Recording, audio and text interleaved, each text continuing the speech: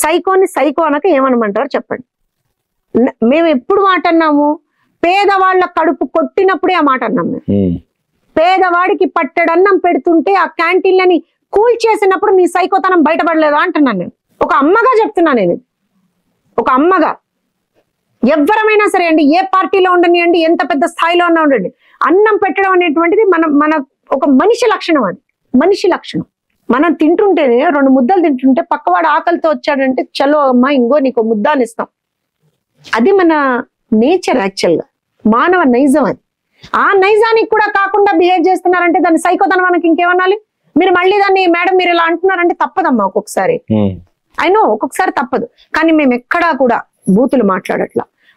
వాళ్ళ ఫ్యామిలీని ఏమనట్లేదు, వాళ్ళ ఫ్యామిలీలో ఉన్న ఆడవాళ్ళని ఏమనట్లేదు. కానీ సాక్షాత్తు మంత్రులుగా ఉన్న వాళ్ళు కూడా విచక్షణారహితంగా మా పార్టీలో ఆడవాళ్ళని కావచ్చు, మా పార్టీ అధినేత కుటుంబ సభ్యుల్ని కావచ్చు, ఇష్టారీతిన మాట్లాడుతున్నారు.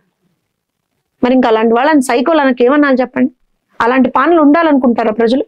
ఇలాంటి సైకో పాలన పోవాలి అని ప్రజలే చెప్తున్నారు. మేము అదే మాట అంటున్నాం.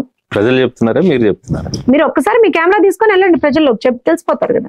ఏదైనా ఇంకో విషయం చెప్తానండి, మా ఏ నినాదం అయినా సరే ప్రజల్లోంచి వచ్చింది.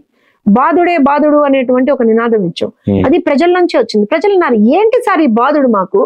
పొద్దున్న లేస్తే అటు కరెంటు ఛార్జీలు, ఆర్టీసీ ఛార్జీలు, చెత్త మీద పన్ను, ప్రతిదాని మీద పన్ను కట్టాడు, ఏంటండి ఈ విపరీతమైనటువంటి బాధుడు? ఎందుకండి మాకు ఈ బాధుడే బాధుడు అని ప్రజలు అన్నారు. ప్రజల్లోంచి వచ్చినటువంటి నినాదం బాధుడే బాధుడు. ఇంకేం చెప్పమంటారు? ఏ నినాదం అయినా సరే తెలుగుదేశం పార్టీ వాళ్ళు ఇస్తున్నటువంటి ప్రతి ఒక్క నినాదం ప్రజల నుంచి వచ్చింది.